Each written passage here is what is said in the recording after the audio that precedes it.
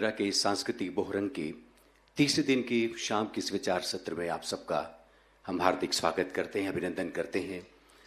पिछले 3 दिनों से लगातार जल और अन्य सभी हमारे पंचभूतों पर केंद्रित अलग अलग विचार सत्रों, अलग अलग प्रस्तुतियों में, विमर्श की परंपरा में, हमारी ज्ञान की परंपरा में, हमारी संस्कृति के रंगमंच पर लगातार एक ऐसे चिंतन प्रवाह के हम साक्षी बन रहे हैं जो दरअसल हमारे अस्तित्व, हमारे जीवन, हमारी संस्कृति और मनुष्यता को अलग तरह से रेखांकित करता है। हमें इस बात की हार्दिक प्रसन्नता है कि न केवल भारत बल्कि समंदर पार के देशों के हमारे सम्मानित राजदूत, विद्वान, विशेषज्ञ, अध्येता सब इस महायज्ञ में अपने विचार की आहुति देने के लिए हमारे आमंत्रण पर यहाँ पधारे हैं। हम आप सबका हार्दिक स्वागत करते हैं, अभिनंदन करते हैं। आज के इस विचार सत्र का विषय है जल पुराण और इस पर हमने आधिकारिक वक्तव्यों के लिए जिन विद्वानों को आमंत्रित किया है उसमें सबसे अग्रणी नाम डॉक्टर विनोद तारे जी का है। करतल ध्वनि के बीच में हम चाहेंगे कि उनकी आमद इस मंच पर हो। आदरणीय विनोद तारे जी प्रख्यात चिंतक हैं, विज्ञान और पर्यावरण के अध्येता हैं और आज विशेष रूप से जल पर केंद्रित अपने वक्तव्य और अपने आख्यान सह प्रदर्शन के लिए आमंत्रित हैं। उनका हम भारत भवन के इस मंच पर इस सभाक्रम में हार्दिक स्वागत करते हैं। हमारे दूसरे वक्ता हैं डॉक्टर राजेश शर्मा। भोपाल में उनका विस्तार से परिचय देना हमें बहुत संकोच लगता है क्योंकि जन जन के प्रिय हैं, जाने माने ऑर्थोपेडिक हैं और समाज सेवी हैं, राष्ट्रवादी चिंतक हैं। उनका भी हम स्वागत करते हैं, अभिनंदन करते हैं। डॉक्टर मुकेश मिश्रा वरिष्ठ अध्येता हैं, शिक्षा, संस्कृति और इतिहास में समान रूप से उनकी सक्रियता हम विभिन्न परिसरों में लक्ष्य करते रहे हैं। उनका भी हार्दिक स्वागत है। डॉक्टर प्रीति सलूजा हमारी एक अन्य वक्ता और शिक्षाविद हैं, समाज सेवी हैं और लगातार नई पीढ़ी को प्रेरित करने के अभियान पर सतत सक्रिय हैं। उनका भी हम स्वागत करते हैं। और श्री प्रेम शंकर शुक्ल भारत भवन के मुख्य प्रशासनिक अधिकारी हैं, लेकिन उनका एक दूसरा परिचय हिंदी के संसार में एक कवि का है और इसके साथ जब सदा नीरा की परिकल्पना में विभिन्न रंगों को हम शुमार कर रहे थे तब प्रेम शंकर शुक्ल की उपस्थिति जल केंद्रित कविताओं के एक बड़े संग्राहक के रूप में भी हम देखते हैं। हमारा ये सौभाग्य है कि आज आप सब दर्शकों के बीच में जो एक विशेष युगल उपस्थित है, फिजी के राजदूत अपनी जीवन संगिनी के साथ पधारे हैं। हम चाहेंगे कि सबसे पहले मंच पर वे आएं और आदरणीय श्रीयुत श्री राम तिवारी जी, वीर भारत न्यास के न्यासी सचिव, उनका स्वागत करें। श्री जगन्नाथ स्वामी जी और श्रीमती विजयाकांता, हम चाहेंगे कि आप भी कृपया मंच पर आएं और हमारा अभिनंदन, हमारा यह स्वागत कबूल करें। देवी सज्जनों, हमारे विभिन्न देशों के राजदूतों का यहाँ पर आना इस अर्थ में बहुत महत्वपूर्ण है कि जब एक वैश्विक मंच हम विचार का, संस्कृति का स्थापित कर रहे हैं तब इनका होना भी दरअसल भारत की पूरी महान चिंतन परंपरा में अपना एक योगदान। और सबसे पहले आदरणीय श्री राम तिवारी जी, श्री जगन्नाथ स्वामी जी और श्रीमती विजयाकांता जी का स्वागत करेंगे।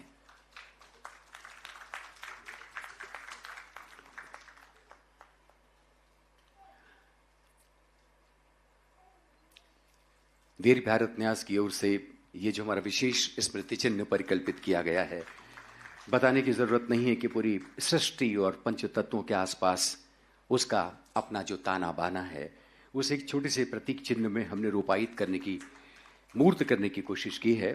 स्वागत, अभिनंदन। और इसी क्रम में हमारे मंच पर उपस्थित वक्ताओं का सबसे पहले डॉक्टर विनोद तारे जी, संस्थापक प्रमुख हैं सी गंगा अभियान के, IIT कानपुर से हमारे बीच पधारे हैं। बहुत बहुत स्वागत, बहुत बहुत अभिनंदन आपका। इसी क्रम में उनके ठीक पड़ोस में उपस्थित डॉक्टर राजेश शर्मा जी, उनका भी स्वागत आदरणीय श्री राम तिवारी जी करेंगे। स्वागत राजेश शर्मा जी का। और इसी क्रम में डॉक्टर मुकेश मिश्रा विराजमान हैं, हम उनका भी आदरणीय तिवारी जी से स्वागत करने का अनुरोध करेंगे। ये तमाम वो विभूतियां हैं जो भारत भवन में और संस्कृति के विभिन्न मंचों पर अलग अलग तरह से जिनकी अपनी एक वैचारिक उपस्थिति हुआ करती है। आज जल पुराण पर केंद्रित वक्तव्य के लिए हमने आमंत्रित किया है डॉक्टर प्रीति सलूजा जी का भी स्वागत प्रीति जी मध्य प्रदेश की हमारी शिक्षा के जो परिदृश्य में एक बड़ी उपस्थिति, विशेष रूप से नारी सशक्तिकरण को लेकर जो एक नेतृत्व उनका इस प्रदेश को मिलता रहा है, आज इस सत्र में एक ऐसी ही उनकी वैचारिक आहट हम सबके बीच होने जा रही है। श्री प्रेमशंकर शुक्ल, प्रेमशंकर शुक्ल भारत भवन की बात करें तो मेजबान ही हैं हमारे इस पूरे समारोह के, लेकिन आज वे जल पर केंद्रित अपना बहुत ही ललित सुरम्य उद्बोधन हम सबसे साझा करेंगे। उनका भी स्वागत आदरणीय श्री राम तिवारी जी के द्वारा। मैं चाहूँगा कि इस अवसर पर आदरणीय श्री राम तिवारी जी आप सबसे मुखातिब हों, अवधारणा इस सत्र के आपके सामने रखें और उसके बाद हम इस कार्यक्रम के वक्तव्यों का सिलसिला शुरू करेंगे।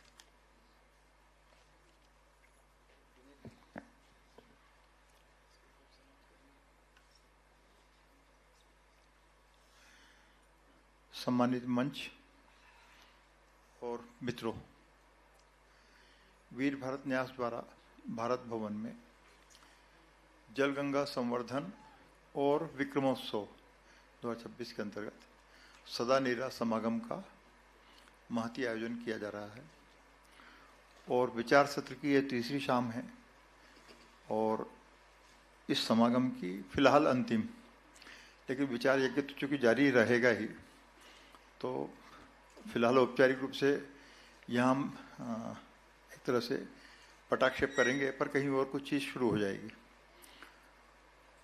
आज जो इसे हम पिछले 2 दिनों से लगातार पंच महाभूतों पर हम चर्चा करते रहे हैं। जल भी है, पृथ्वी भी है, आकाश भी है, अग्नि भी है, वायु भी है,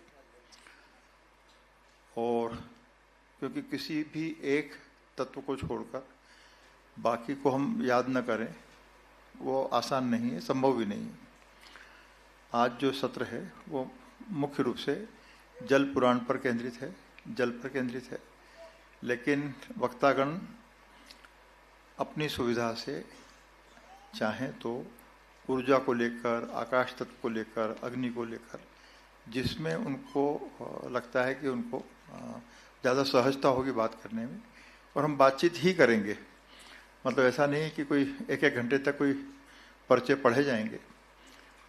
और तो बाकी तो सब आप सबका स्वागत है और मुकेश जी फिर इसकी कमान संभालेंगे।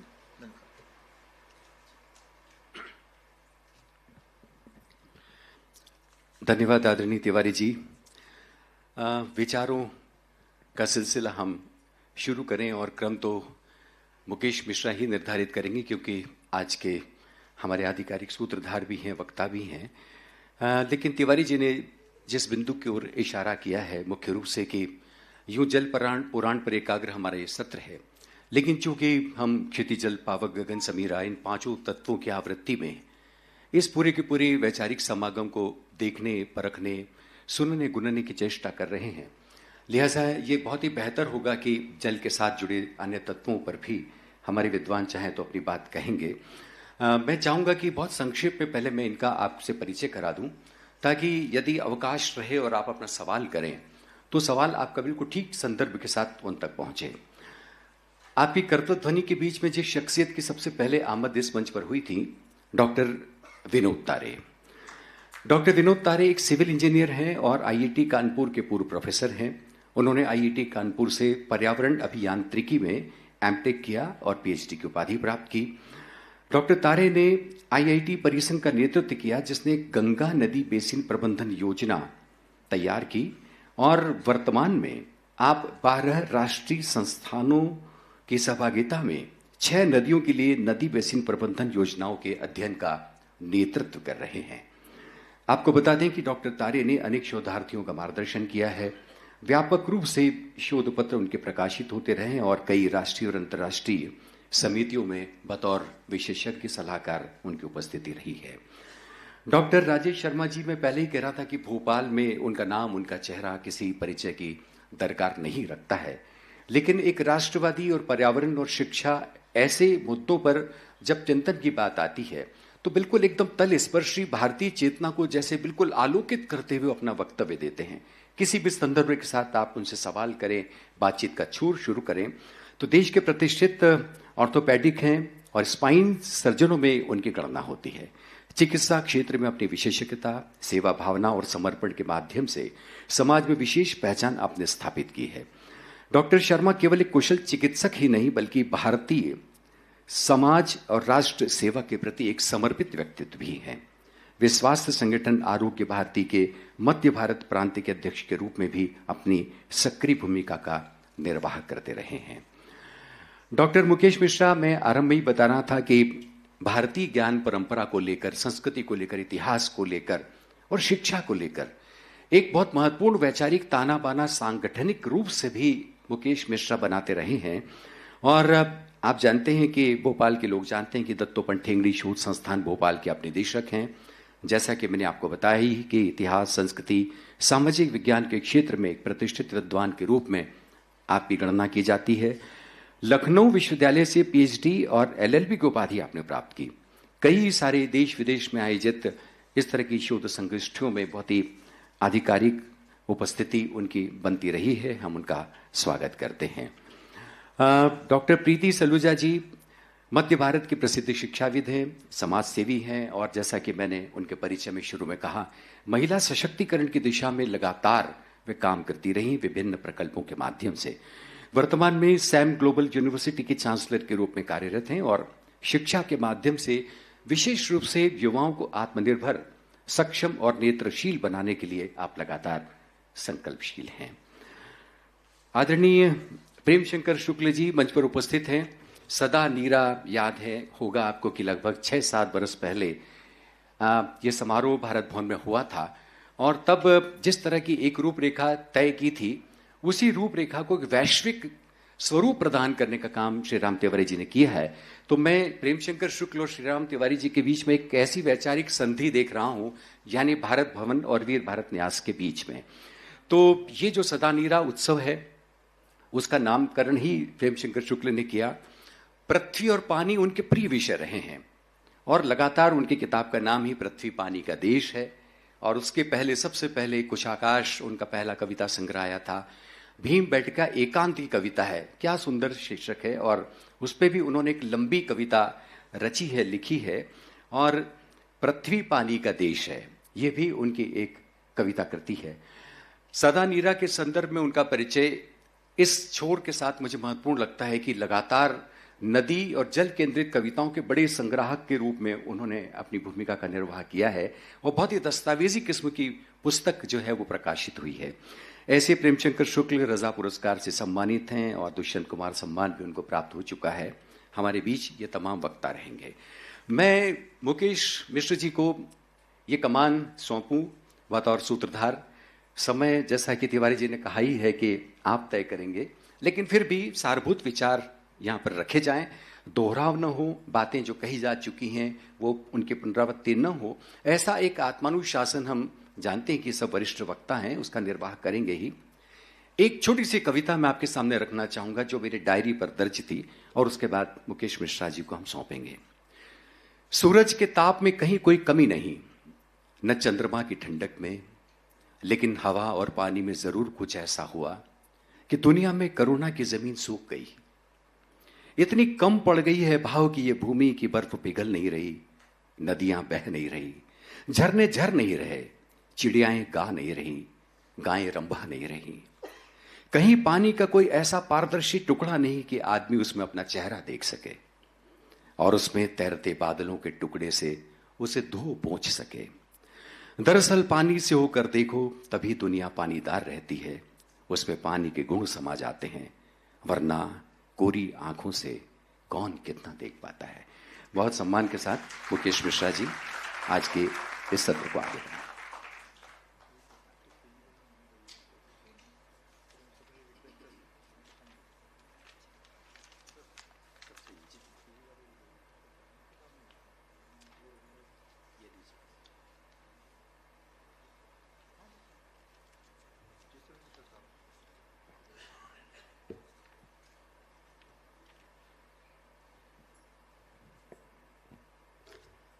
हरिओम, सभी को नमस्कार। स्वागत वंदन अभिनंदन आदरणीय विनय जी ने कर दिया है। और जैसा कि आदरणीय तिवारी जी ने हमें सत्र के बारे में बताया कि नाम जल पुराण है, लेकिन पुराण से इतर भी बात की जा सकती है। पुराणों का एक अर्थ इतिहास भी होता है। पुराण एक अर्थ में इतिहास है, तो इस अर्थ में हम जल के इतिहास पर भी चर्चा कर सकते हैं। मैं आगे इस सत्र को बढ़ाऊं उसके पहले हमारे जो मंचासीन अतिथि हैं सबको नमस्कार करता हूं, सबसे अनुमति भी लेता हूं।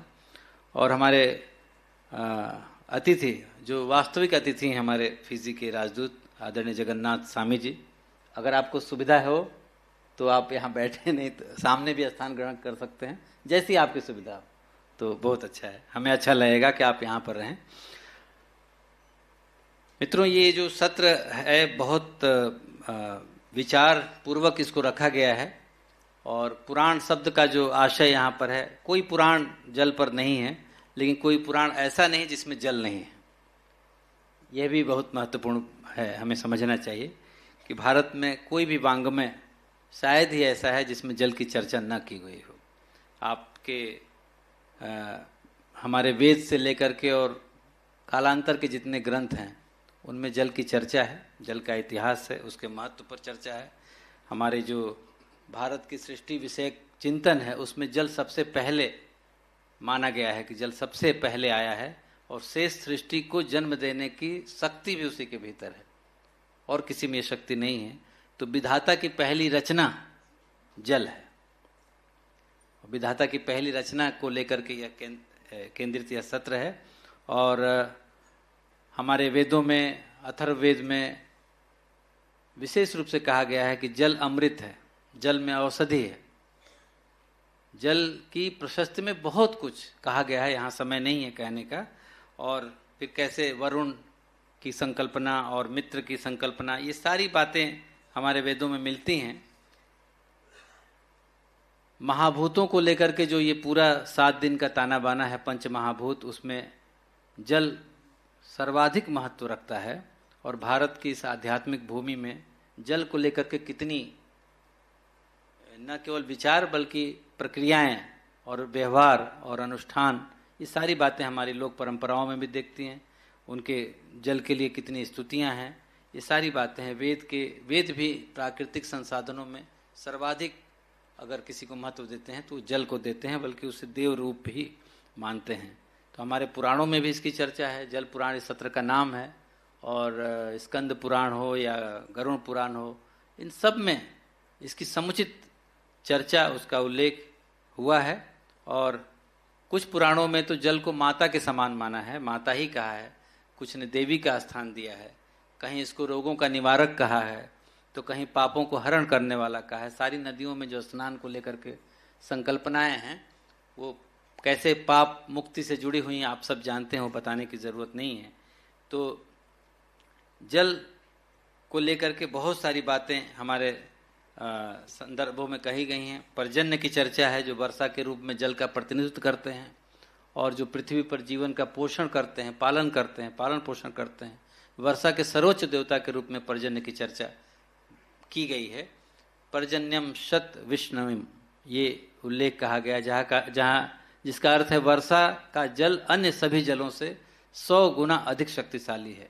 तो वर्षा के संचयन, उसके संरक्षण की भी पूरी व्यवस्था हमारे वांग में बताते हैं, पुराण बताते हैं।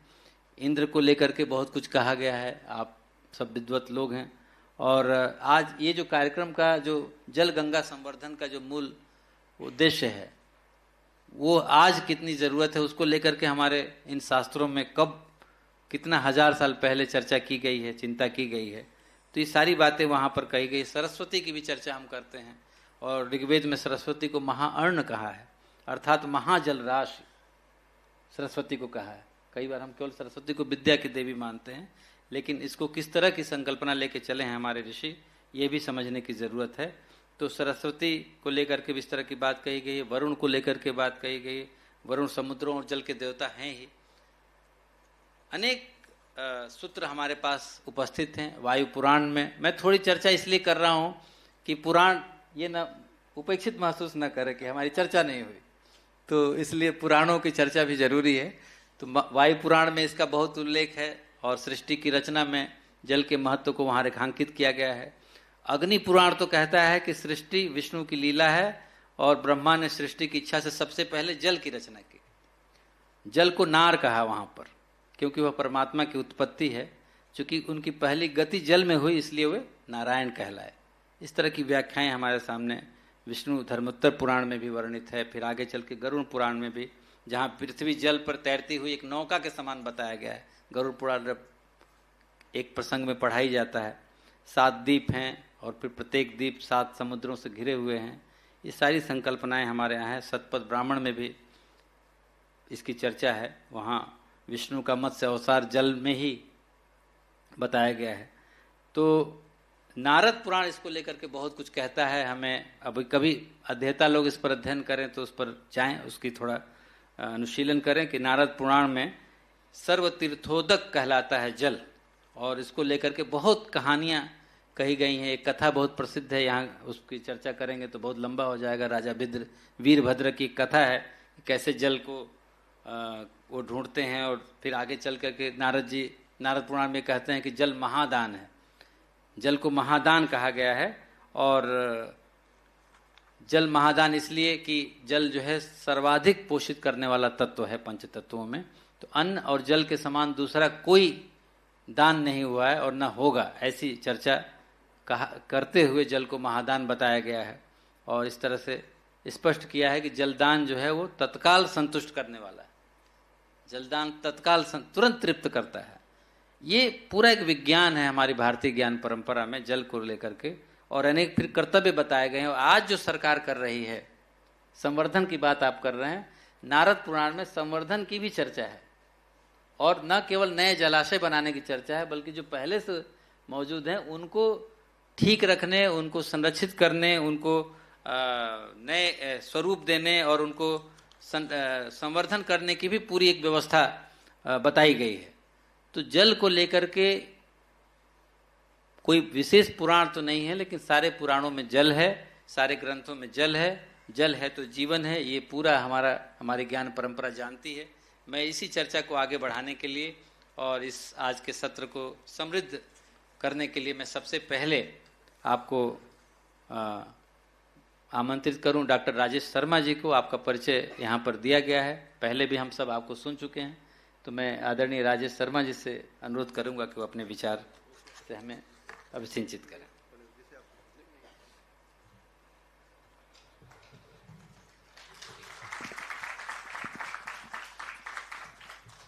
सम्मानित मंच को प्रणाम करता हूं और हमारे सामने सब ईश्वरीय अंश बैठे हैं उनको प्रणाम करता हूं।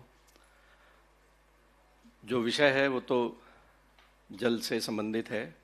जल की महत्ता को अगर हम समझते हैं तो आज सुबह जब मेरा घर चूँकि अस्पताल के ऊपर है, नर्मदा अस्पताल के ऊपर ही है, तो लिफ्ट से आके जब गैरेज से निकलते हैं तो देखा मैंने कि मोटर का काम हो रहा है। जो सबमर्सिबल पंप है वो गैरेज में ही बोरिंग हुई हुई थी, तो लंबा पाइप जो है वो निकाला जा रहा था काफ़ी मेहनत से। तो मैंने बोला क्या हुआ? बोले साहब मोटर ख़राब होगी शायद। तो चलिए ठीक है, मोटर ठीक हो जाएगी। अस्पताल है, अस्पताल में जल की कितनी महत्ता है हम सबको पता है। बाद में फिर दोपहर के बाद पता चला कि साहब मोटर तो ठीक है, वाटर लेवल नीचे चला गया है। वाटर लेवल नीचे चला गया है, ये सुन के थोड़ी देर के लिए एक हार्ट बीट तो मेरी मिस हुई। ये मान के कि अगर पानी नहीं है तो जल नहीं है तो क्या हालत होने वाली है।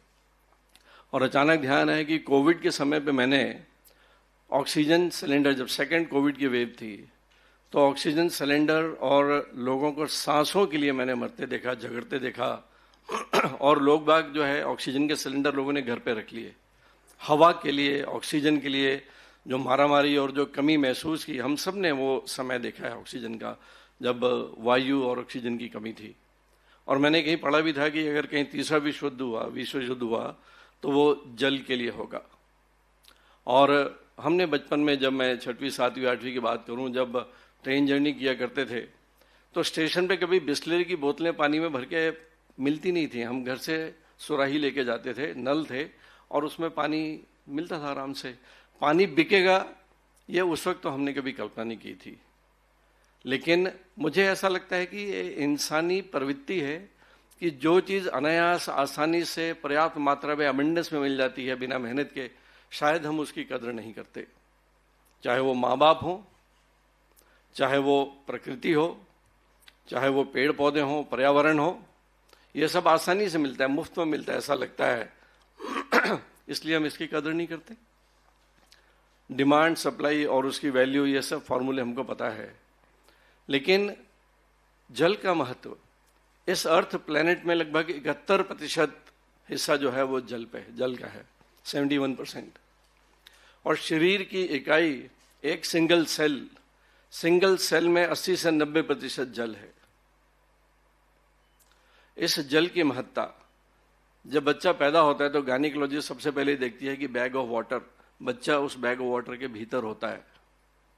पानी कितना महत्वपूर्ण रखता है।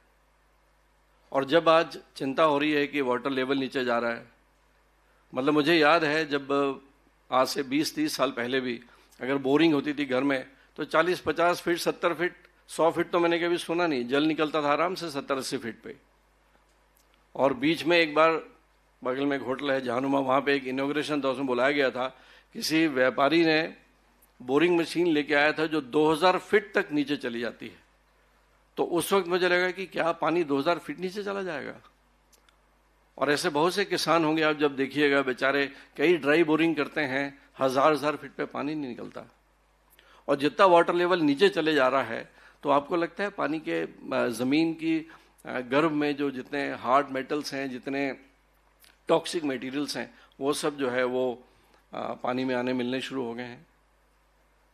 व्यापारी अपनी फसल बढ़ाने के लिए पेस्टिसाइड का उपयोग कर रहा है। पेस्टिसाइड कहाँ जाती है? ज़मीन पे जाती है। और सबसे भयानक जो चीज़ें आ रही हैं अभी, ईवी व्हीकल, मेरा व्यक्तिगत मत है, मैं किसी चीज़ के अगेंस्ट में नहीं हूँ मैं, लेकिन मुझे पता है बहुत पहले अमेरिका से एक दोस्त आया था, आज से करीब 7-8 साल पहले, जब मैंने ईवी में जो इलेक्ट्रिकल व्हीकल है उसका नया नाम ही शुरू हुआ था।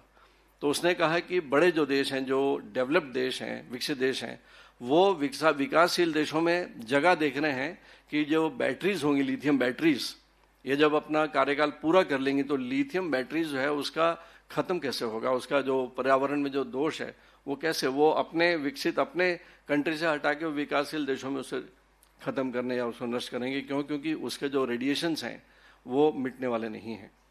गुजरात की बात करते हैं तो पानी जो है उसका कलर जो है वो कोका कोला कलर है, तो कोल वाटर के नाम से फेमस हो रहा है। तो पानी का महत्व कितना है। और क्या हम अपने घरों में एक बच्चों के साथ में, अपनी नेक्स्ट जनरेशन के साथ में किस गंभीरता के साथ में हम इस विषय को डिस्कस करते हैं। चाहे बच्चा KG 1 में है, स्कूल में जा रहा है, बच्चे सिविक साइंस को ले लें या पानी की बचत को ले लें, बहता रहता है पानी, बहता रहता है। एक एस्ट्रोलॉजर के पास जाओ यदि, तो 2-4 चीज़ें बोलता है कि आपके घर में कोई कांच में तड़कन तो नहीं है, दरार तो नहीं है, दरिद्रता आती है इससे, लीकेज तो नहीं है, पक्का कहीं ना कहीं वो पानी लीकेज होगा। अस्पताल में, संस्थान में, बैंक में, अगर कहीं बाथरूम में कहीं कोई नल खुला छूट गया या लीकेज हो रहा है, ये सच है। ऊर्जा का लॉस होता है। और जब ऊर्जा की बात करते हैं तो मैं यहाँ कहना चाहूँगा बिल्कुल कि जो हमने साइंस पढ़ी है वो न्यूटोनियन साइंस पढ़ी है, न्यूटन की, बेस्ड ऑन स्थूल में जो दिखता है, मॉलिक्यूलर मटेरियल। लेकिन धीरे धीरे जब जो जिज्ञासु थे उन्होंने और जानने की कोशिश की तो अल्टीमेटली किसी चीज को डिवाइड करते सबसे छोटा पार्टिकल जो है वो मॉलिक्यूल निकला, अणु। फिर साइंस ने उसको और आगे देखा तो उसमें परमाणु निकला है, एटम। और एटम के बाद भी जो है जब बात चली, डेफिनेटली आइंस्टीन के टेबल पे गीता थी। जब ख्याल आया कि नहीं, एक आत्मा नाम की चीज भी है, ऊर्जा भी है। ऊर्जा क्या है? तो जब वहां से निकला है कि ये एटम जो है, एटम काहे से मिलके बना है? हम सबका शरीर जो है वो अल्टीमेटली मॉलिक्यूल से मिलके बनता है। सेल जो है मॉलिक्यूल से मिलके बनते हैं, मॉलिक्यूल एटम से। एटम काहे से मिलके बनता है? सब एटॉमिक पार्टिकल से, इलेक्ट्रॉन, प्रोटॉन और न्यूट्रॉन। ये इलेक्ट्रॉन, प्रोटॉन और न्यूट्रॉन काहे से मिलके बनते हैं? तब जाके जो है आइंस्टीन का फार्मूला समझ में आता है कि E=mc², कि किसी भी चीज को अगर हम प्रकाश की दुगनी गति प्रदान करते हैं तो ऊर्जा में तब्दील हो जाती है, अर्थात जो स्थूल है वो सूक्ष्म में बदल जाता है। तो स्थूल क्या है और सूक्ष्म क्या है? अपने शरीर की बात करते हैं तो हम माइंड बॉडी बहुत आराम से सुनते हैं, mind and body, mind body, mind body science, फिर माइंड बॉडी एंड सोल भी है। तो इस ऊर्जा की बात करते हैं तो ऊर्जा क्या है ये? तो सांख्य योग कहता है कि जब सृष्टि नहीं बनी थी, भी हर चीज का एक जन्म होता है और एक मृत्यु होती है, तो इस सृष्टि का जन्म हुआ था, उसके पहले सृष्टि कहाँ थी? तो हमारे वेदों में लिखा है कि उस वक्त जो है केवल और केवल एक ब्रह्म तत्व था, केवल एक बहुत बड़ा ब्रह्म तत्व और एक नाद था जिसे ओम की ध्वनि होती थी।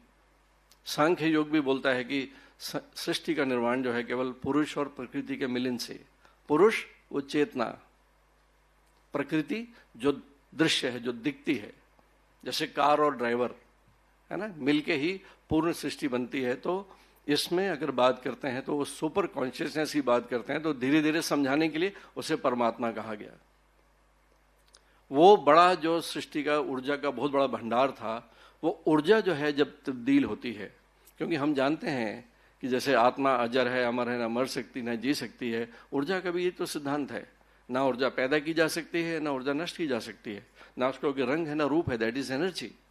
लेकिन वही ऊर्जा जो है जब किसी खास फ्रीक्वेंसी में मैनिफेस्ट होती है तो वो एक फॉर्म लेती है, एक स्पेशल फॉर्म लेती है। उस फॉर्म को जैसे हमारी सेंसेस देखती हैं, समझती हैं, हम उसे रूप देते हैं। मनुष्य का ज्ञान कैसा है? हमारी पांचों इंद्रियों से हमें जो दिखता है, सुनता है, उसके बाद जो इंटेलिजेंस है वो अपना एक रूप बना लेता है, हमको दिखते है, दुनिया दिखने लगती है।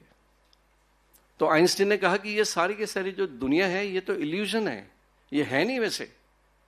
और वैसे भी माया, माया का संस्कृत शब्द है माँ या, माँ मतलब ना, नहीं, या मतलब है, ये नहीं है, ये इल्यूजन है। सो साइंटिफिक। बट ये जब मैनिफेस्ट होती है ये ऊर्जा किसी विशेष फ्रीक्वेंसी में, तो हमारी इंद्रियां उसे पता करती हैं। जो इंद्रियों के परे है वो हमारा ज्ञान नहीं है। आपको पता है कि एक शरीर में कितनी सेल्स होती हैं? कोई होगा यहां स्टूडेंट साइंस का? 160 ट्रिलियन, ऑलमोस्ट 160 ट्रिलियन सेल्स। 160 के सामने 13 शून्य लगाएं, 160 ट्रिलियन सेल्स। और अगर माँ के गर्भ में एक शिशु पैदा होता है 9 महीने में 160 ट्रिलियन सेल्स को लेके, जब माँ कंसीव करती है, स्पर्म और ओवम का मिलन होता है और एक सेल बनती है, तो एक सेल 9 महीने में जब 160 ट्रिलियन सेल्स में बदलती है तो पर सेकंड कितनी सेल्स बन रही हैं? 68 लाख सेल्स। कैलकुलेशन करके देखिएगा कि पर सेल पर सेकंड माँ के पेट में जो बच्चा डेवलप हो रहा है, एक सेकंड में 68 लाख सेल्स बन रही हैं। एक सेल से 68 लाख सेल पर सेकंड, और 9 महीने में जो 160 ट्रिलियन सेल बनती है, कहीं बाल तो कहीं आंख तो कहीं हार्ट, कहीं ब्रेन, कहीं फीमर, कहीं स्किन। उफ, ये ऊर्जा का कमाल है। ये उस ऊर्जावान, उस परमात्मा के सॉफ्टवेयर का कमाल है। और हम जब पंच तत्व की बात करते हैं तो सबसे पहला जो तत्व आता है वो आकाश आता है। बाकी सब तत्वों को हटा दो तो आकाश क्या है? ये ब्रह्मांड क्या है? ये वो ऊर्जा ही तो है, आकाशीय ऊर्जा, super consciousness, super cosmic energy, आकाश। वो ऊर्जा का ही दूसरा रूप जो है वो एक वायु तत्व बनता है, उसके बाद एक अग्नि तत्व बनता है, एक जल तत्व बनता है, और फिर धरा बनती है। आज भी धरा के भीतर तो अग्नि है, जल है, वायु है। ये सारे के सारे पंच तत्व मिल के मानव शरीर बनता है। फिर अहम ब्रह्मास्मि की बात करते हैं तो यस, इस पूरी योनियां जितनी भी हैं 84 लाख योनियों में केवल और केवल एक मनुष्य ऐसा है, एक मानव सभ्यता मनुष्य ऐसा है जिसके ब्रेन को धीरे धीरे साइंस ने नियो कॉर्टेक्स बोला। मनुष्य के जैसा दिमाग किसी भी प्राणी में नहीं है, ना व्हेल में ना हाथी में। हमारा 1400 ग्राम का जो ब्रेन है उसमें जैसी सेल्स हैं, हर वक्त यहां से ऊर्जा निकलती है, एमिट होती है। ये साइंस ने प्रूव कर लिया। ईईजी में ये प्रूव हो गया कि हर वक्त जो ब्रेन से ऊर्जा निकलती है उसे हम अल्फा, बीटा, थीटा, गामा और डेल्टा में बांटते हैं। ये सेल्स है, ये जो ऊर्जा है, इसे नाप लिया। आपके मूड पे जो है पता चल जाता उस मशीन को कि अभी ये चिंतित है या ये ध्यान में है या मस्ती में है या सो रहा है। हर वक्त जो ऊर्जा निकलती है वो ऊर्जा वो यूनिवर्स ग्रहण करता है। और लॉ ऑफ यूनिवर्स के तहत केवल और केवल एक चीज है कि इस यूनिवर्स को जो दोगे वो एबंडेंस में वापस करता है। यही यूनिवर्सल लॉ जो है कृषि पे निर्धारित होता है कि गेहूं का एक दाना हम जब देते हैं इस यूनिवर्स को तो अनेक दाने देता है आपको। यही हवन का भी तात्पर्य है कि हवन जो आहुति देते हैं वो हमको वापस मिलती है। इसलिए इस यूनिवर्स में जो दोगे वो मिलेगा आपको। अच्छे विचार दोगे, अच्छे विचार मिलेंगे। आप किसी के प्रति घृणा करोगे, आपके जीवन में घृणा और घृणा ही मिलेगी। ऐसी परिस्थितियां पैदा होगी कि आपको अपने से और अपने परिवार से तकलीफ होने लगेगी। ये साइंटिफिक चीजें हैं, ये मेरे मन का कोई विषय नहीं है। हमें अपने को छोड़ के जब हम दूसरे की चिंता करने लगते हैं तो मुंशी प्रेमचंद भी कहते हैं कि परार्थ ही सबसे बड़ा स्वार्थ है। जब आप दूसरों की सेवा करने लगते हो, जब आप इस सृष्टि में माध्यम बनते हो, ईश्वर को प्रार्थना करके हाथ जोड़ के कि हे ईश्वर मुझे माध्यम बना, मैं केवल अपने प्रति अपने परिवार के प्रति चिंतित ना करूं, मैं आपके समाज की, आपका बड़ा परिवार है उसका सेवक बनना चाहता हूं। तो ईश्वर आपको देखता है, आपके परिवार को देखता है, आपको कमी नहीं होने देता। अबंडेंस, अधिकता, बरकत आने लगती है। तो जो 5 तत्व हैं, हम अपनी पृथ्वी की चिंता करें, हम जहाँ रहते हैं उस घर की चिंता करें, अपने मोहल्ले की चिंता करें, हम साफ सफाई की चिंता करें, हम सड़क पर चलने वाले लोगों की चिंता करें, हम जल की चिंता करें। कोविड में देखा सबने, नर्मदा में मछलियां दिखने लगी थीं, इतना साफ सुथरा जल। आसमान दिखने लगा था, तारे दिखने लगे थे जो नहीं दिखते पॉल्यूशन के कारण। हम पर्यावरण की चिंता करें, हम वायु की चिंता करें, हम इस पॉल्यूशन की चिंता करें। इसी से जीवन है। हम कम से कम जो है आने वाली जनरेशन को एक अच्छी धरती देके जाएं, एक अच्छे खनिज देके जाएं, अच्छा जल देके जाएं, अच्छी वायु देके जाएं, अच्छा चिंतन करें, आपको अच्छे विचार आएंगे। ये ऊर्जा का नियम है। और वैसे भी मैं कहना चाहूँगा कि जब स्पेक्ट्रम इलेक्ट्रॉन माइक्रोस्कोप से, स्पेक्ट्रम इंस्ट्रूमेंट से जब एक मॉलिक्यूल को देखा गया तो पता आपको उस मॉलिक्यूल में जो स्थूल था, जो मैटर था, दैट वाज ओनली 0.0001, 4 जीरो के बाद 1%। उस मॉलिक्यूल में केवल मैटर जो स्थूल था, बाकी 99.999% इट वाज वैक्यूम, स्पेस थी। और आप सारे के सारे जो लोग मेरे सामने बैठे हो, आप अपने असली अस्तित्व का मात्र 0.0001% हो। आपका जो ऑरा है, आपका aura, that is a huge aura. और जब हम ऊर्जा की बात करते हैं, जब क्वांटम की बात करते हैं, तो ये बिल्कुल सही है कि हर व्यक्ति, आपकी छोड़ी हुई सांस मैं ग्रहण कर रहा हूँ, मेरी छोड़ी हुई सांस आप ग्रहण कर रहे हो। ऐसा कहते हैं क्वांटम फिजिक्स में कि अमेरिका में अगर कोई कुत्ता भी पूंछ चलाता है यदि, तो उससे पैदा ऊर्जा आपको प्रभावित करती है, हम सबको प्रभावित करती है। हमको सेंसिटिव होना बनता है बस। आप अगर संवेदनशील हैं तो आप सिद्धि प्राप्त हैं। ऊर्जा की सिद्धि ही पतंजलि कहते हैं। पतंजलि केवल और केवल मनुष्य में सांसों द्वारा उस ऊर्जा को ग्रहण किया जाता है। हम जब प्राण वायु ग्रहण करते हैं तो वो प्राण प्लस वायु संधि विच्छेद है। वायु तो ऑक्सीजन हो गई, O2, जिससे बाद में जो है ग्लूकोज के साथ मिलके एक क्रेब साइकिल बनता है। लेकिन जो सांसों के साथ जो असली चीज आती है वो प्राण है, वो ऊर्जा है। वो प्राण ऊर्जा क्रियाशीलता प्रदान करती है आपके शरीर को, और आत्मिक ऊर्जा जो है आपके विचारों को क्रियाशीलता पैदा करती है। तो माइंड एंड बॉडी, क्वांटम में भी पार्टिकल एंड वेव्स का सिद्धांत है। पार्टिकल इज स्थूल एंड वेव इज जो दिखता नहीं है। तो माइंड एंड बॉडी में, body is made up of molecule and your mind is made up of thoughts, that is cosmic energy, that is consciousness. ये विषय बहुत ही इंटरेस्टिंग विषय है, लेकिन हम बात करते हैं जब जल पे, जल ही जीवन है। तो मित्रों, अपने जीवन को सार्थक बनाएं, जल के प्रति अपने बच्चों को एजुकेट करें। अपने घर में, हम बाहर तो सुधार ही लेंगे दुनिया को, सबसे पहले हम सुधरें। केवल केवल रोज कोशिश करें कि हम अपने घर में जल को कम खर्च करें, और ऑर्गेनिक जो पैदावार है उसका साथ दें, ताकि जो किसान जो बेचारे ऑर्गेनिक उगाते हैं उनका भी पेट भर सके। इतना ही कहना चाहूँगा आपको। बहुत नमन करता हूँ। आपका जीवन खुश रहे।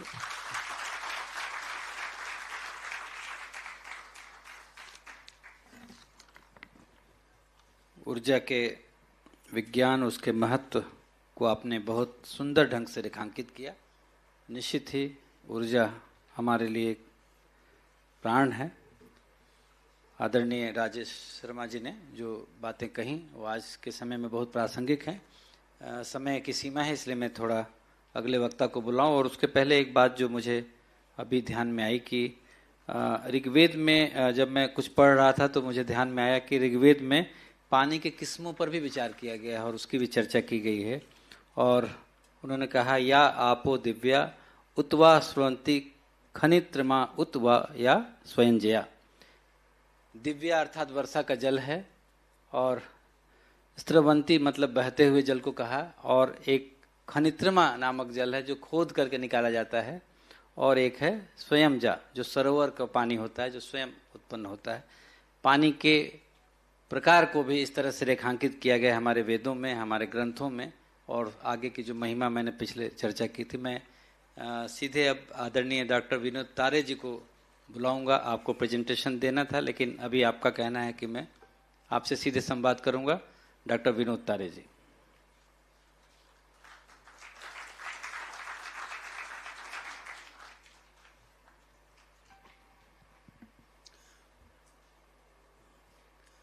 नमस्कार। और ये मेरा सौभाग्य है कि आज मुझे यहाँ आपके सामने आने का और आपसे कुछ बात करने का अवसर मिला। उसके लिए मैं आयोजकों को हृदय से धन्यवाद देना चाहूँगा। अभी तक जैसे बताया गया है कि हम जल पुराण के ऊपर बात कर रहे हैं, और ये भी बताया गया कि पुराण, जल के ऊपर कोई पुराण नहीं है, पर मेरा ये भी मानना है ऐसा कोई पुराण नहीं जिसमें जल के ऊपर बताया नहीं गया हो। तो हर पुराण में जल की बात है। वैसे ही ये भी बात की कि जल के बिना कोई जीवन नहीं, चाहे वह सूक्ष्म जीव हो या बड़ा जीव हो। और यदि आप अपनी दिनचर्या में देखें तो यदि हमें जीव को हटाना होता है तो हम पहला काम करते हैं, वहाँ से पानी हटा देते हैं।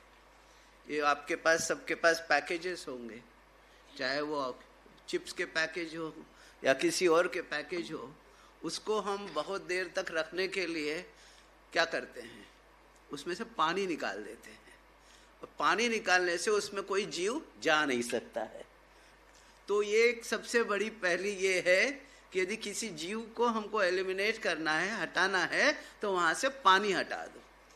तो आप समझ सकते हैं कि पानी का, जल का कितना महत्व है। जल के बिना कोई जीवन नहीं, जो कि छोटे सेल की आपने बात की या बड़े जीव की बात की। तो जल हमारे लिए बहुत महत्वपूर्ण है। अब बात आती है कि हमने जल के साथ किया क्या। पुराणों में जो कहा गया है, यदि शायद हम पुराणों में जो कहा गया है उसको सही तरह से समझते और समझने के बाद यदि उसको सही तरीके से अपनाते तो शायद हम आज जो अपने आसपास देख रहे हैं वो शायद हमें देखने को नहीं मिलता। सीधा सीधा एक छोटा सा मैं एग्जाम्पल दूंगा कि हमने प्रगति के नाम पे क्या किया। यदि आप 50 साल पहले, 60 साल पहले हमारी भारतीय परंपरा इंडिपेंडेंस के तुरंत बाद या देखें तो हम घर में खाना खाते थे और पैखाना हमारा घर से बाहर होता था। आज प्रगति के नाम पे हमने जस्ट उल्टा किया है, आप समझ गए होंगे। और जब हमने प्रगति के नाम पे ये उल्टा किया है तो उसके हमको प्रभाव भी झेलने ही पड़ेंगे। यदि हम चाहते हैं कि हम पैखाना बिल्कुल हमारे बिस्तर के पास करें और खाना हम बाहर जाके खाएंगे तो उसके फिर दुष्प्रभाव भी आएंगे। तो जैसा बताया गया है कि हमें सुधारना है, क्या सुधारना है, हम क्या सुधारेंगे। तो पहली बात तो यही है कि हमने कहाँ ये बदलाव लाया। दूसरी बात, जल को यदि हम किसी व्यक्तित्व से कंपेयर करेंगे तो जल एक ऐसा व्यक्तित्व है जो इतना अच्छा है कि वो किसी को छोड़ता नहीं है। कोई अच्छा व्यक्ति होता है तो उसके पीछे सब लगे रहते हैं, और जल एक ऐसा पदार्थ है वो सबको समाहित करता है, सबको अपने साथ ले जाता है। और जब सबको कोई समाहित करने वाला है तो वो कभी अकेला नहीं रह सकता। इसलिए आपको यहां पे शुद्ध जल मिलेगा ही नहीं, क्योंकि शुद्ध जल का, जैसे हम बोलते हैं प्योर गोल्ड, प्योर गोल्ड का मतलब होता है सिर्फ और सिर्फ गोल्ड। वैसे ही हम जब शुद्ध जल की बात करते हैं, प्योर वाटर की बात करते हैं, तो प्योर वाटर मीन सिर्फ ओनली वाटर। ओनली वाटर कहीं होता ही नहीं है, तो शुद्ध जल कभी होता ही नहीं है, क्योंकि वो ऐसा व्यक्तित्व है, ऐसा पदार्थ है कि वो हमेशा सबको किसी न किसी को साथ में, यदि आप साइंस के इसमें बोले, चाहे वो ऑर्गेनिक कंपाउंड हो चाहे वो इनऑर्गेनिक हो, आपके सॉल्ट हो, नमक हो, चीनी हो, ऑर्गेनिक है तो वो चीनी को भी समाहित कर लेता है, सॉल्ट को भी समाहित कर लेता है, किसी को अपने आप में समा लेता है, किसी को सस्पेंडेड फॉर्म में रखता है जो हमें दिखता है।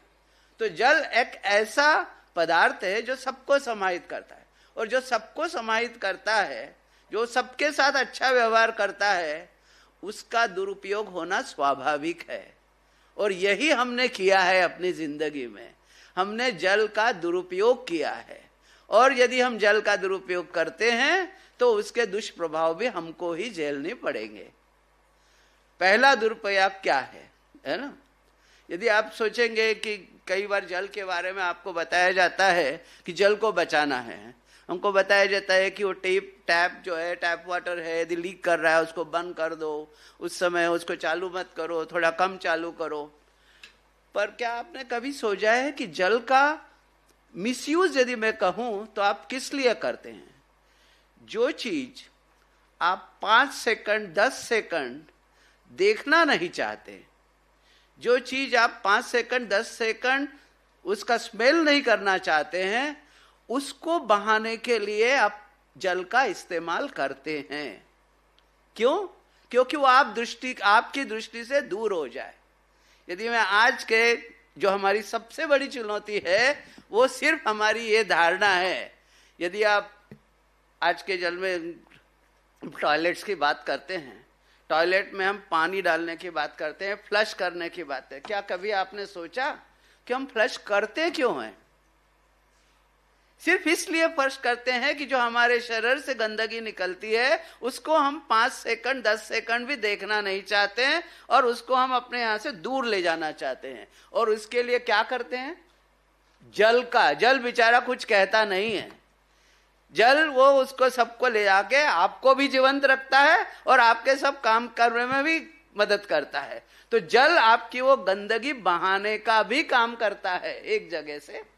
फिर खाली वो आपकी गंदगी ही नहीं, जो हमारे इंडस्ट्रीज वगैरह सब बने हैं उनकी भी गंदगी बहाने का काम करता है। पर ये काम हमने जल को किसने दिया? हमने दिया। तो यदि हम आज जल की चुनौती देख रहे हैं तो उसके लिए सबसे बड़ी जिम्मेदारी किसकी है? वो हमको कहीं ना कहीं सोचना पड़ेगा कि कहां से हम शुरुआत करें। मेरे को लोग बाग ये बोलते हैं कि नदियों के बारे में, गंगा के बारे में, गंगा ये है हमारा अपना व्यक्ति, मैं क्या करूं, मैं अकेला था। मैं पहले कहता हूं कम से कम आप सोचे तो कि आप जल के साथ करते कैसे हैं, क्या करते हैं। तो जल के साथ आपका व्यवहार कैसा है ये निश्चित करेगा कि जल आपको आगे कैसे आईना दिखाएगा, क्योंकि वही चीज जल के कारण साथ आए। पहले जैसे बताया कि हम सुरई का पानी लेते थे, किसी भी टैप में कहीं भी जाके पानी पी लेते थे। आज हम क्यों नहीं करते हैं? वो हमें किसका डर है? हमारे एक प्रधानमंत्री थे, आपको याद होगा, मोरारजी देसाई जी, वो एक थेरेपी की बात करते थे, है ना? तो उसमें ये था कि भाई अपना ही ये तो ठीक है पर किसी और का ठीक नहीं है, राइट? तो आज हमें जो डर है वो क्या डर है? क्यों मैं टैप से पानी नहीं कहता हूं? क्योंकि किसी और का उसमें कुछ होगा, यही तो चिंता है ना। क्यों आज जो हम प्रदूषण की या इन्फेक्शन की या इसकी बात करते हैं, क्या चिंता है? वही तो चिंता है ना कि मेरे को उससे टाइफाइड हो जाएगा, उससे मेरे को कुछ पोलियो हो जाएगा, क्योंकि पानी से कुछ आएगा और वो किसी और के थ्रू आएगा, यही तो चिंता है ना। तो हमें इसी के ऊपर ध्यान रखना है, इसी के ऊपर चिंतन करना है। और जो हमने जीवन शैली अपनाई है, इसके ऊपर हमें चिंतन तो करना ही पड़ेगा। और यदि आप ये जीवन शैली आप चाहते हैं तो आपको अनुशासन में रहना पड़ेगा, राइट। यदि आपको मॉडर्न साइंस यूज करना है तो कहीं पे भी हम जाते हैं, हम मून पे जा रहे हैं, मंगल पे जा रहे हैं, सबसे पहले क्या खोज करना चाहते हैं हम? वहां पानी है कि नहीं है, ऑक्सीजन है कि नहीं है, और दूसरी बात देखते हैं पानी है कि नहीं। तो साइंस की दृष्टि से तो ठीक है, देखना चाहिए, पर हमें ये सोचना होगा कि यदि हम पानी और वायु, ऑक्सीजन वहां पा लेते हैं तो क्या हम सबको वहां ले जाना शुरू करें? ये हमारे को दोस्तना होगा, है ना। तो खोज करना एक बहुत अच्छी बात है, पर किस जगह हमें जाना चाहिए और किस जगह हमें जाना नहीं चाहिए, ये हमारी प्राथमिकता, यह हमको सोचना पड़ेगा। तो जो साहब ने बताया कि हमें क्या करना चाहिए, तो आज की प्रेडिक्शन में आपको ये चाहता हूं कि हम सोचे ये कि मैं जल का उपयोग कैसे करता हूं, किस लिए करता हूं, और उससे वो जल मुझे ही फिर बाद में वापस करता है विथ इंटरेस्ट, राइट। तो ये सोचना पड़ेगा। आज जो हमारी नदियों की परिस्थिति है ना, अब नदी बड़ी कि जल बड़ा, ये विषय बड़ा मुश्किल है, राइट। अब आप ये बॉटल देखेंगे यहाँ पे, ये बॉटल के साथ जल इंपॉर्टेंट है या खाली बॉटल इंपॉर्टेंट है, या क्या खाली जल रह सकता है क्या? तो नदी जल का आकार तो उसके कंटेनर से आता है ना। तो तालाब, नदियां, ये तो एक जल को आकार देती है, ठीक है। और उसको तो सबसे बड़ा जल का जो काम है वो चीजों को एक जगह से दूसरे जगह तक ले जाने का।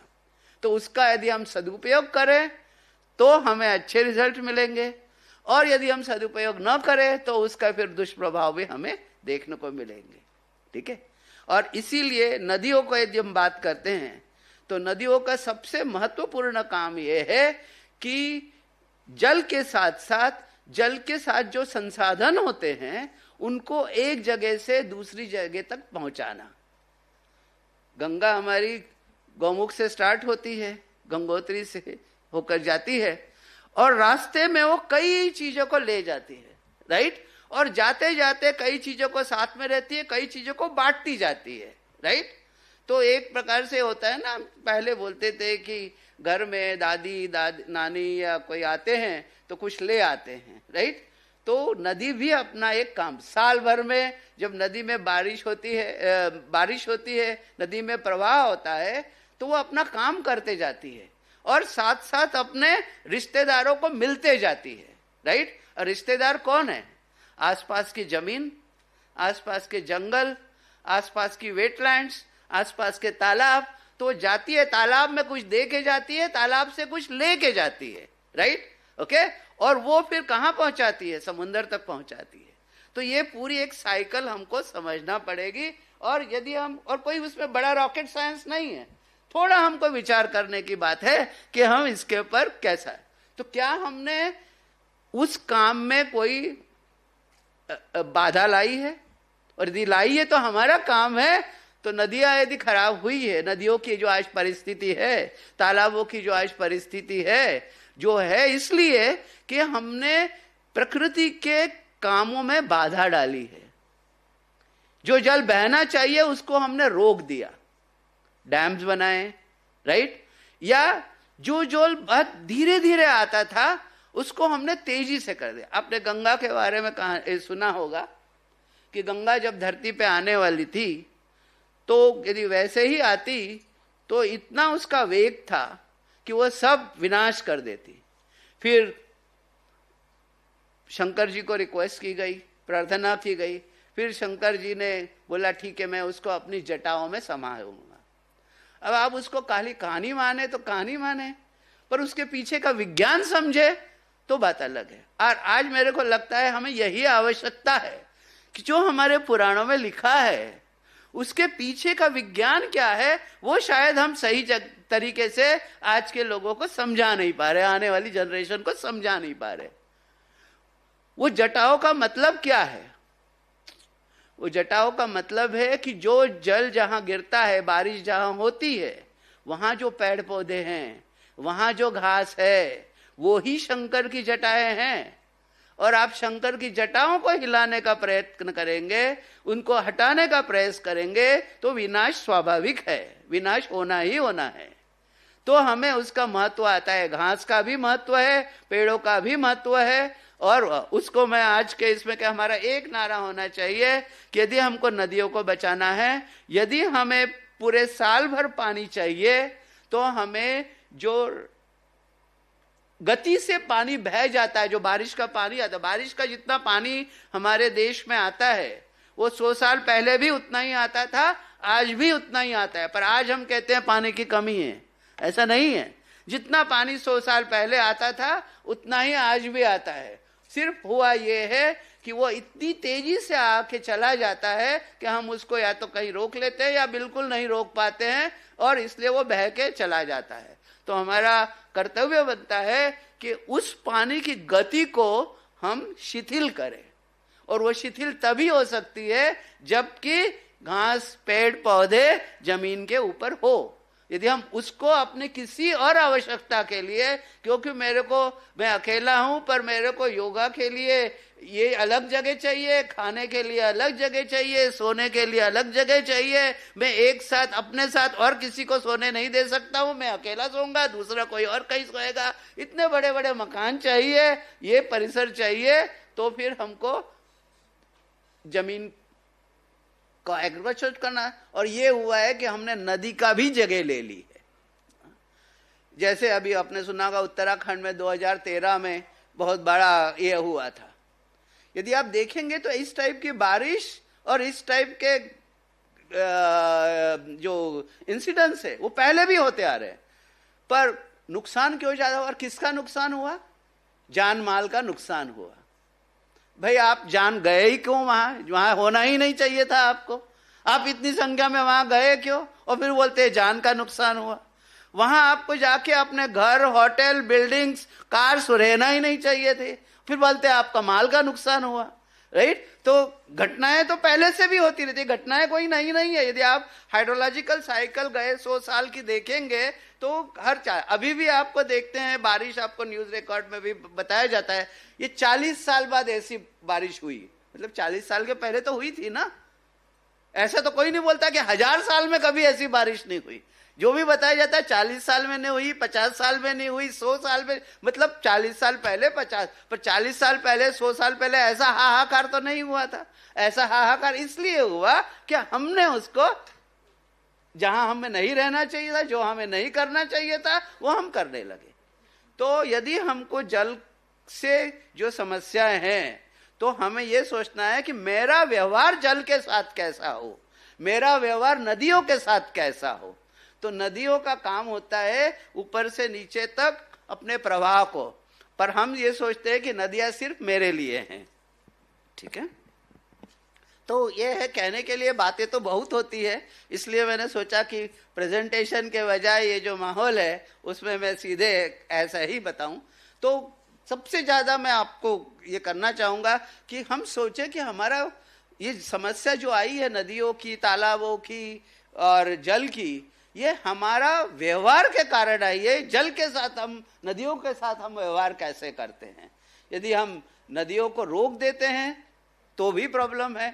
नदियों का जो जल ग्रहण क्षेत्र है उसमें पेड़ पौधे को काट देते हैं तो भी हमारी है, उससे ज्यादा मिट्टी कटती है, फिर मिट्टी नदियों में आ जाती है, फिर वो वहां जमा हो जाती है, फिर नदी का ये कम हो जाता है, फिर नदी का लेवल बढ़ता है, फिर बाढ़ और बढ़ती है। तो ये सब हमारे किए हुए प्रॉब्लम्स है, तो हमें इसके ऊपर सोचना पड़ेगा। और ये इंस्ट्रक्शन सब हमको हमारे पुराणों में दी हुई है और बहुत सिंपल तरीके से दी हुई है। जैसे यदि ब्रह्मांड पुराण की बात करें तो ब्रह्मांड पुराण, आज जो मैं एमटेक एनवायरमेंटल में या लोगों को पढ़ाता हूँ क्या करना चाहिए, वो एक श्लोक में वहां हम कह सकते हैं, है ना। गंगाम पुण्य जलाम प्राप्य चतुर्दश विवर्जयेत। 14 एक्शंस हमको किसी भी नदी के पास, गंगा, जब हम गंगा बोलते हैं, गंगा तो हमारे इस रीजन की आत्मा है। गंगा सिर्फ कोई एक बायोफिजिकल एंटिटी नहीं जो हम जानते हैं कि गौमुख से लेकर गंगा सागर तक बहती है। गंगा इस देश की, इस रीजन की नदियों की आत्मा है, इट्स स्पिरिट ऑफ रिवर्स। और हमारे इसमें यह भी है, मैं नर्मदा में नहाऊं तो भी मैं हर हर गंगे ही बोलता हूं। मैं साउथ में जाऊं तो भी मैं हर हर गंगे ही बोलता हूं, मैं घर में नहाता हूं तो भी मैं हर हर गंगे ही बोलता हूं। तो मेरे हल जल हल नदी गंगा ही है। तो गंगा तो एक आत्मा है।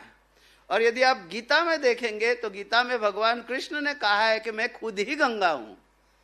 पवन पौताम अस्मि राम शस्त्र भूतामाम जषाणाम मकरश्च अस्मि स्रोत साम अस्मि जाह्नवी। गंगा का एक नाम जाह्नवी है। तो भगवान खुद कहते हैं कि मैं कहां कहां हूं, वो बताते हैं।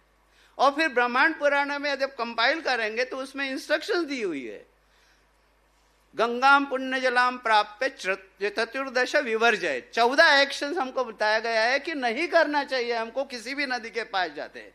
उसमें सबसे ऊपर है शौचम, आचमनम। आचमनम मतलब जो हम पूजा के लिए करते वो नहीं, कुल्ला करके बाद में वापस नदी में थूक देना। शौचम, आचमनम, केशम, निर्माल्यम, मलघर्षण। निर्माल्यम, आज के दिन में हमने हमारे धर्म का धंधाकरण कर दिया है।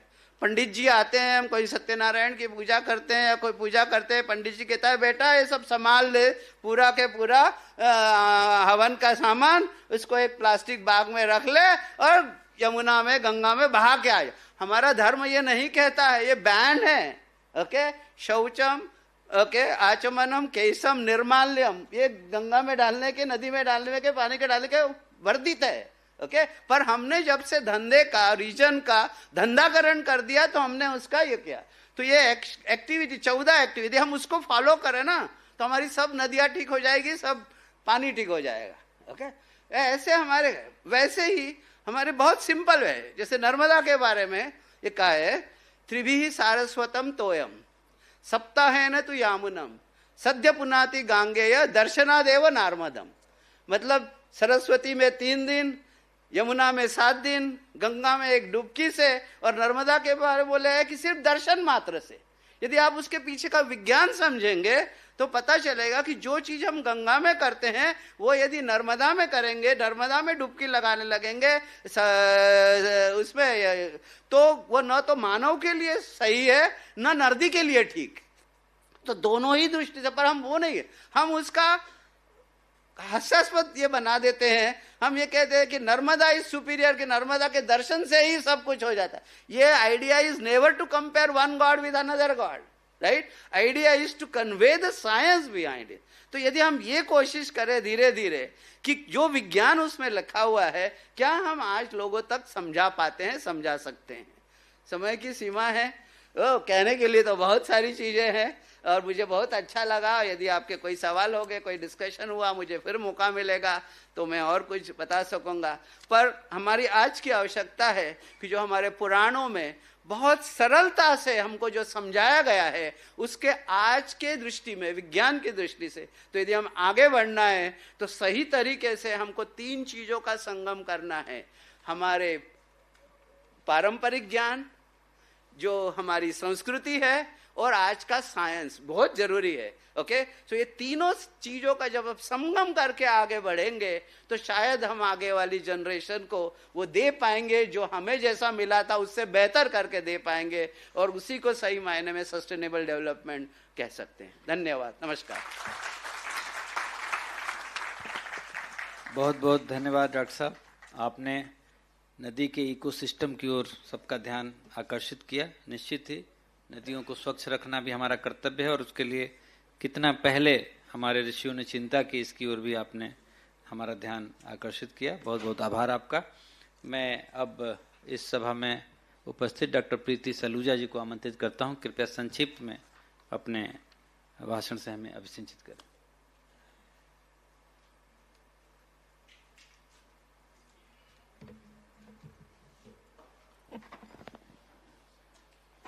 आज के भारत भवन के इस गरिमामयी मंच में और सदा नीरा जैसे पावन आयोजन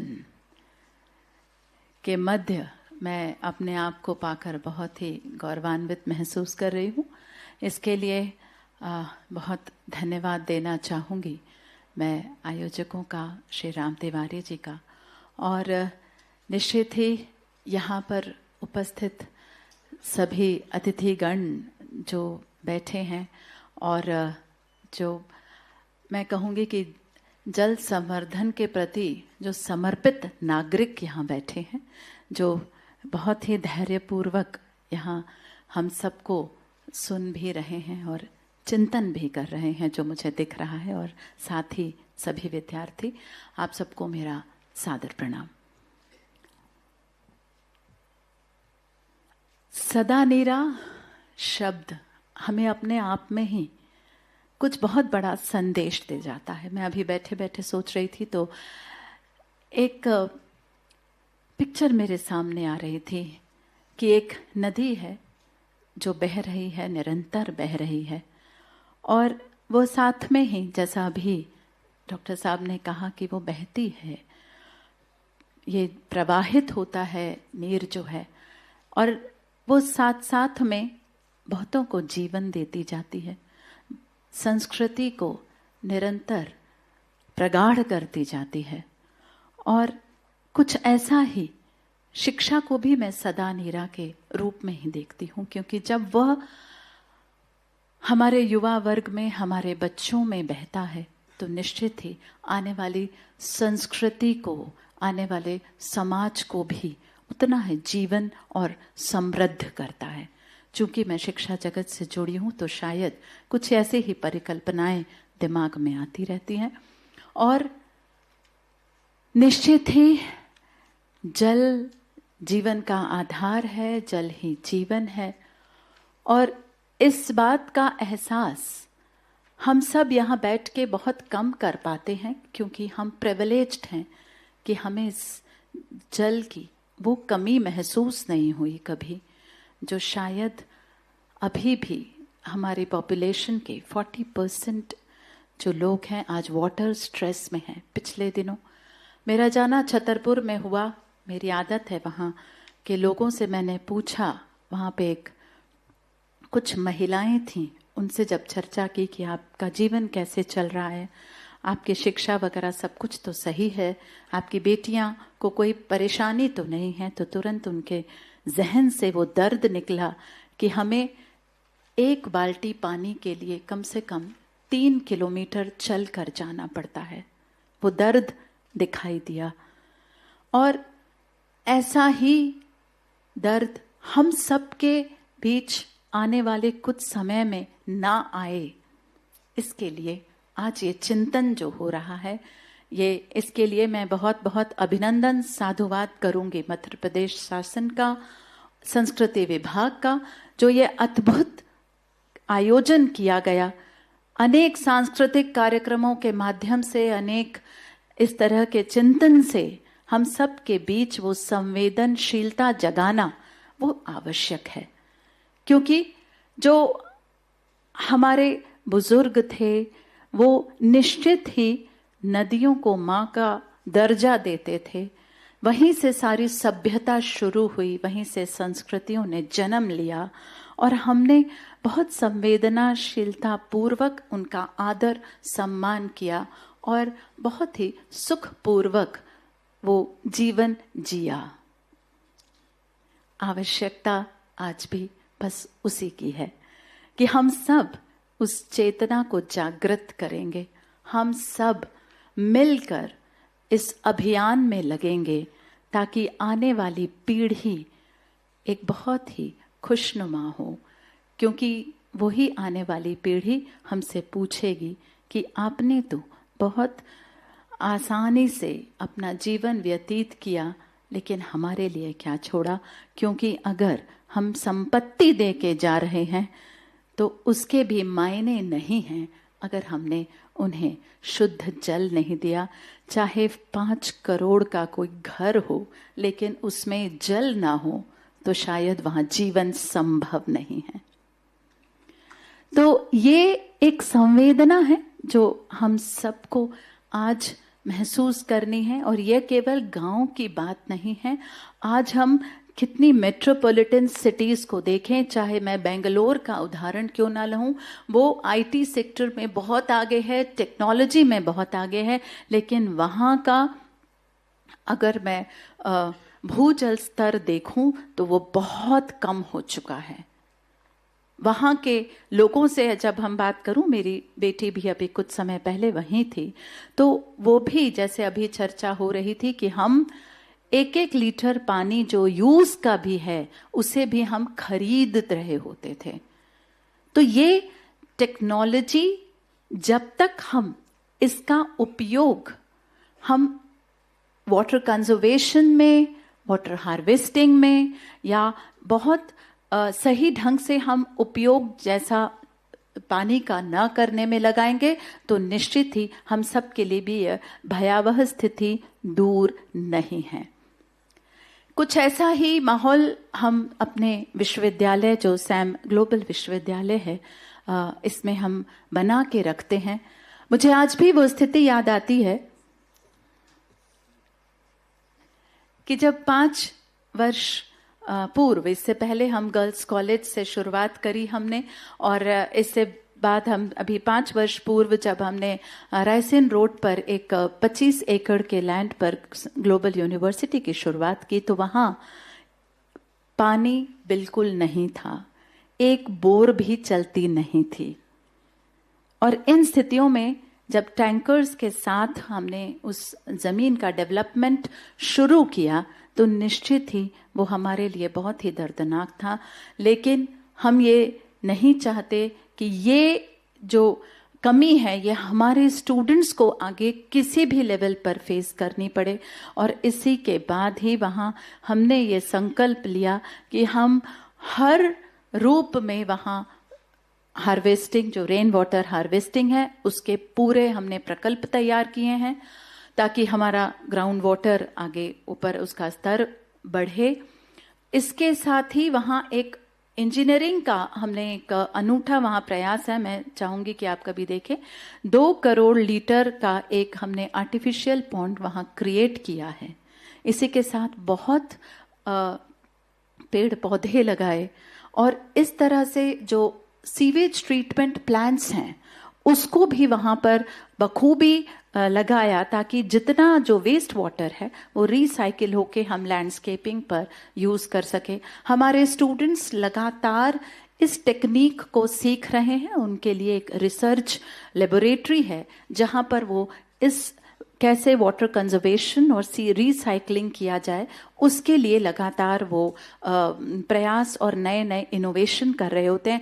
और इसी की अपील मैं चाहूंगी कि यहाँ बैठा जितना युवा वर्ग है हम इस पर जरूर प्रयास करें कि कैसे कृषि में जो आज 80% मीठा जल हम दे रहे हैं उसकी जगह हम कुछ ऐसे रिसाइकिल्ड वाटर हम उनको देना प्रयास करें। ऐसे ऑर्गेनिक फार्मिंग के हम कुछ ऐसे नए इनोवेटिव उनको टेक्निक्स दें ताकि जो मॉइस्चर है वो हमारा सॉइल में बना रहे। मैं बहुत प्राउड से कहती हूँ कि हम आर्टिफिशियल इंटेलिजेंस एनेबल्ड हमारी यूनिवर्सिटी है जिसमें हमने इस तरीके के जो AI एनेबल्ड सेंसर्स हैं वो क्रिएट किए हैं जहां पर वो कम से कम जल से वो इरिगेशन, ड्रिप इरिगेशन, इस तरीके की कार्यक्रम हो।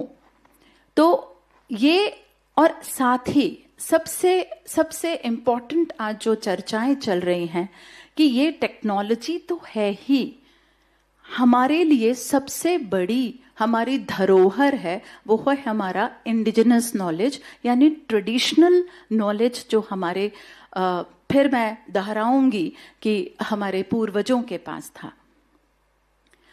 वो एक बहुत बड़ा उदाहरण है राजस्थान में भी जहाँ बहुत बड़ा जल संकट था। तो वहाँ पर ये जोहड़ जो ये एक गड्ढे होते हैं जो जल को रोकने के लिए होते हैं, जो नॉर्मल मिट्टी और पत्थर से बनाए जाते हैं, इस तरह के जोहड़ों का वहाँ पर विस्तार हुआ और इसके बाद लगभग 11,000-12,000 का हुआ। तब 1,000 से ज्यादा जो गांव हैं वो इस जल संकट से बचे हैं।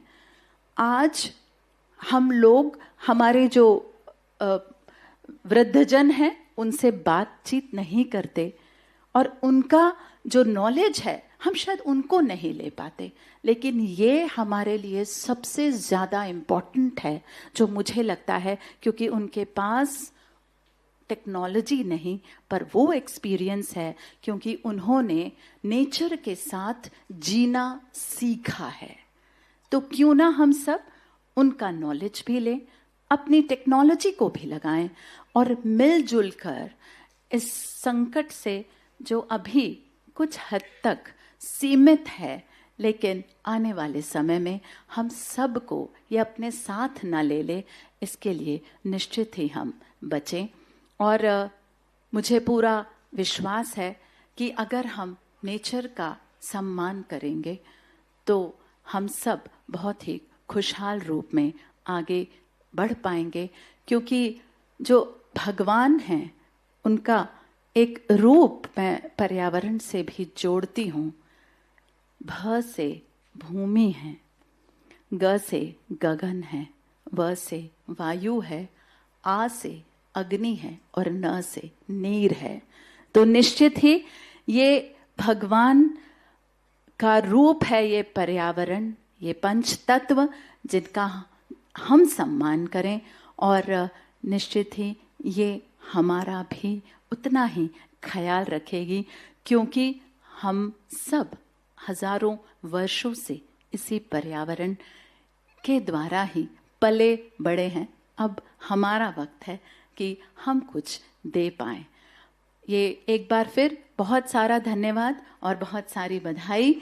इतना खूबसूरत सा आयोजन और इतना सार्थक आयोजन मैं कहूँगी, तो इस तरीके के आयोजन निश्चित ही हम सब के लिए बहुत बहुत प्रभावशाली होंगे, और हम एक बार फिर भारत देश को एक सस्टेनेबल वाटर मॉडल के रूप में देख पाएंगे। ज़रूरत है वाटर लिटरेसी की, ज़रूरत है वाटर लीडरशिप की, ज़रूरत है ऐसे योद्धाओं की जो समय पर संरक्षण के रूप में आए। बहुत सारी बधाई, बहुत सारा धन्यवाद। जय हिंद। बहुत बहुत धन्यवाद डॉक्टर प्रीति जी। समय के अभाव के कारण हम आपको अधिक नहीं सुन पाए, आगे फिर कभी जरूर अवसर मिलेगा। आपने समसामयिक मुद्दों की ओर हमारा ध्यान खींचा, और जो कुछ प्रयास आपके माध्यम से चल रहे हैं उसकी ओर भी आपने सबको जानकारी दी, उसके बारे में भी बहुत बहुत साधुवाद। समय कम है और अभी हमारे बीच में आदरणीय प्रेम शंकर शुक्ला जी हैं, जो हमें कविता सुनाएंगे, कविता के माध्यम से अपनी बात रखेंगे। उसके पहले एक छोटी सी कथा जो नारद पुराण में कही गई है वो मैं आपके सामने बहुत संक्षेप में रखना चाहता हूँ। राजा वीरभद्र की एक कहानी है, जो अपने साथ कुछ साथियों के साथ वो जाते हैं और वहाँ पर सैकतगिरी पर्वत पर उन्हें प्यास लगती है शिकार के बाद। फिर वो एक जल दिखता है, कोई स्रोत दिखता है, पोखर, वहाँ जाते हैं, वहाँ पानी नहीं होता है, फिर उसको खोदते हैं, उसमें से पानी निकलता है। उनके मंत्री ने कहा कि इसको थोड़ा व्यवस्थित कर देते हैं, थोड़ा तो ठीक रहेगा। फिर आगे चल करके उसमें और लोग उसमें पानी पीते हैं, जीव जंतु सभी, फिर उनको स्वर्ग की प्राप्ति होती है, ऐसी कथा है। लेकिन वो स्रोत कहाँ से है उसकी कथा अधिक रोचक है कि वो कैसे बना। तो वो जो स्रोत दिखाई दिया था उसका निर्माण कैसे हुआ।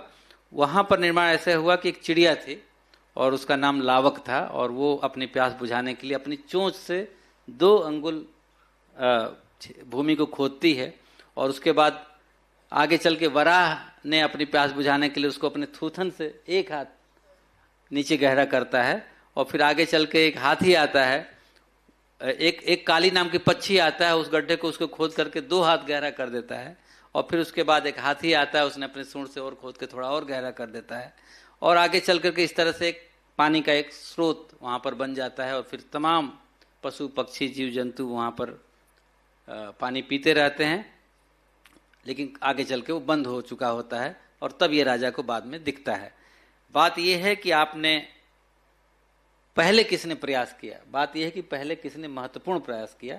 ये कथा हमको बताती है कि कितना एक उसका चिड़िया का प्रयास बाद में चल के पूरी राजा की सेना को काम आता है, ये एक कथा बताती है। मैं अब कथा के बाद कविता की ओर आपको ले चलता हूँ, और बड़े सम्मान से आदरणीय डॉक्टर प्रेम शंकर शुक्ला जी को आमंत्रित करता हूँ। आदरणीय शुक्ला जी।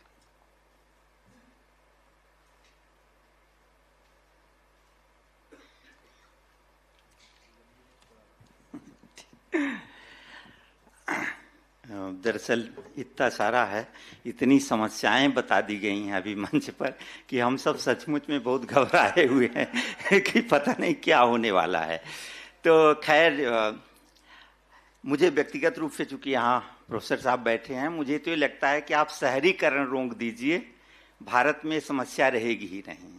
रोज जो शहरीकरण तबाह करता जा रहा है, वो पानी खा रहा है, नदियां खा रहा है, खेत खलिहान खा रहा है, सबसे जड़ वहां है। तो उसका कुछ उपाय सोचा जाए, बाकी तो अपने आप सुधरेगा ही। ये शहरीकरण, नगरीकरण ने तबाह किया है। तो खैर आगे चलते हैं।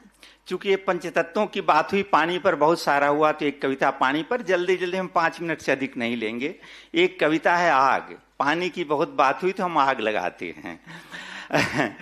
आग है उस कविता का शीर्षक। कोई स्त्री ही रही होगी जिसने पत्थरों में बसी आग को पहचाना होगा, और बनैले जीवन से आग को निकाल रचा बसा दिया होगा अपनी गृहस्थी में। आग को साधते कई बार वह आग से खेली होगी, और आखिर में आग से काम लेने में सध गए होंगे उसके हाथ। जीविका के उद्यम से थक अपने डेरे लौटा आदमी, पाया होगा पहली बार जब पके अन्न का स्वाद, तब खिल उठी होगी उसकी आत्मा, और करुणा प्रेम से भरा वह निहारा होगा देर तक स्त्री को भी अपना आदमी बहुत अपना लगा होगा उस समय। छलक आई होंगी उसकी आंखें, और देर तक गूंजती रही होगी उसकी चुप्पी में आग की कथा में स्त्री जिलाए है अपनी हथेली में आग। वह आग सना है जिसका ताप जीवन की खुशबू से। क्योंकि सचमुच में समय कम है, तो चलो एक पानी पर भी। कलश या गागर उठाए स्त्रियां गुनगुनाती या गाती चलती हैं, पानी जितना पुराना गीत।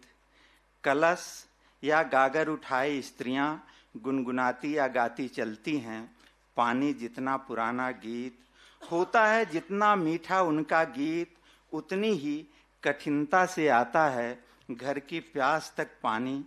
पानी के लिए खटपट से शुरू होता है उनका ब्रह्म मुहूर्त, लेकिन वे धीरज से, मेहनत से बचाए रखती हैं प्यास में शीतलता का अर्थ।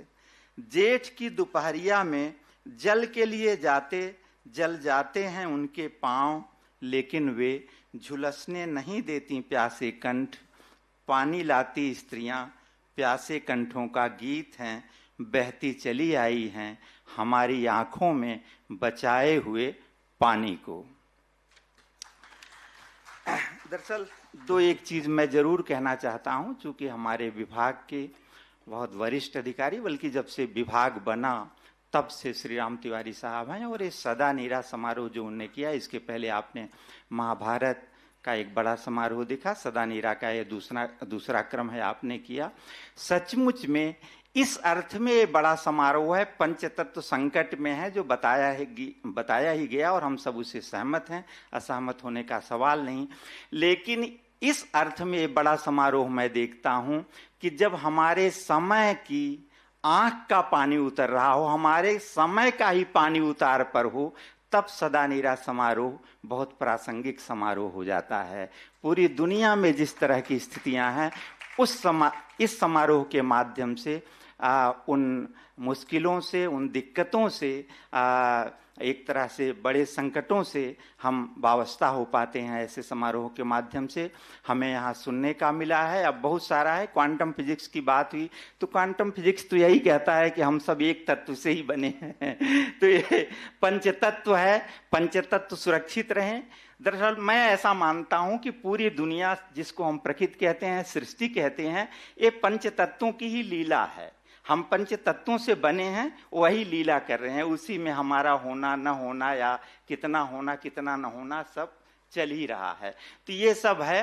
लेकिन जो मैं कह रहा था, तिवारी सर को मैं धन्यवाद करूंगा, उनके सहयोगियों को, राहुल रस्तोगी जी, यहाँ दिगेन जी हैं और खुमेंद्र हैं, ये सब, संजय यादव जी हैं, सबको मैं धन्यवाद करता हूं कि सचमुच में ऐसी चीज़ों की बहुत ज़रूरत है। चूँकि आज भी बहुत सारे हमारे युवा मित्र हैं, लेकिन लगातार आते रहे 2 दिन का जो पहले के सत्र हुए, वैचारिक सत्र, उनके सामने इन तत्वों पर बात करना, कोई ऋग्वेद की किसी ऋचा को उद्धृत कर रहा है, कोई अथर्ववेद की ऋचा को कर रहा है, कोई बृहदारण्यक से ला रहा है, कोई विष्णु धर्मोत्तर पुराण से ला रहा है, तो मुझे ऐसा लगता है कि बच्चों के जो एक कान में जा रहा है वो बहुत उनकी स्मृति में जाएगा।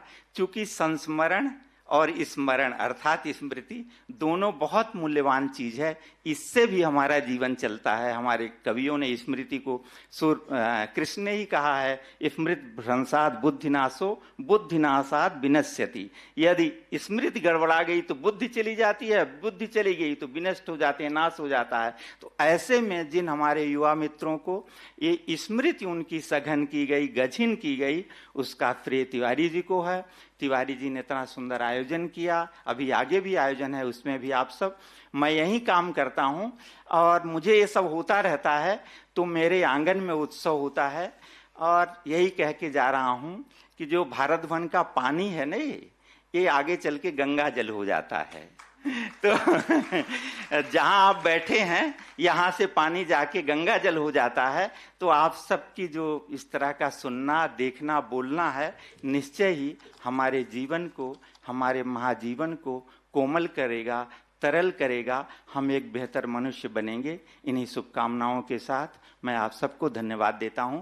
तिवारी जी को धन्यवाद देता हूं विशेष तौर पर, और डॉक्टर मिश्रा जी को, उन्हें बहुत सुंदर संचालन किया, बहुत सुंदर वक्ताओं को सुनना मुझे बहुत अच्छा लगा। अपनी अपनी तरह से, कोई विज्ञान के क्षेत्र में, कोई समाज के क्षेत्र में, कोई विज्ञान और वेद सबको मिला जुला के मैं आभारी हूँ, कृतज्ञ हूँ। और फिजी के राजदूत और उनकी श्रीमती जी यहाँ हम लोगों को सुनने हैं, तो उनको विशेष तौर पर धन्यवाद। आप हमारे ही हैं, भारत के ही अंश हैं, भारतवंशी हैं, आपका अभिनंदन, बहुत बहुत धन्यवाद।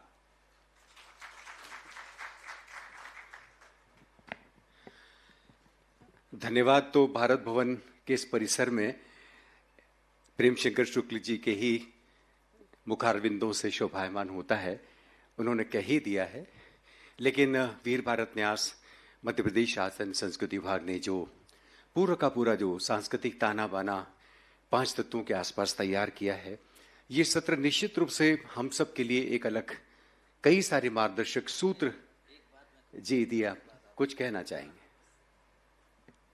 मैं बस इतना कहना चाहता हूँ, धन्यवाद तो शुक्ला जी ने दे दिया। विमर्श जो होता है, अगर वह समय के साथ नहीं है तो विमर्श किसी काम का नहीं है। आपने जो सदा नीरा के माध्यम से जो विमर्श यहाँ पर खड़ा किया है, वो दुनिया का सबसे आवश्यक विमर्श है। आज ये 5 तत्व संकट में हैं और उसके कारण पूरी मानवता संकट में है, पूरा जीवन संकट में है। तो हमारे समय में जो हम विमर्श का विषय खड़ा करें वो आवश्यक हो और प्रासंगिक हो, ये बहुत महत्वपूर्ण है। अनर्गल विषय भी बहुत सारे चलते रहते हैं। तो ये जो विमर्श आपने सदा नीरा के माध्यम से रखा है 7 दिन का, ये बहुत ही प्रासंगिक है, आवश्यक है। इसके लिए बहुत आपकी पूरी टीम, आदरणीय श्री राम तिवारी जी और वीर भारत न्यास उत्तर मध्य प्रदेश शासन और आपकी पूरी टीम साधुवाद की पात्र है। मैं चाहता हूं कि एक बार अभिनंदन आप अपनी करतल ध्वनि से करें। बहुत बहुत धन्यवाद।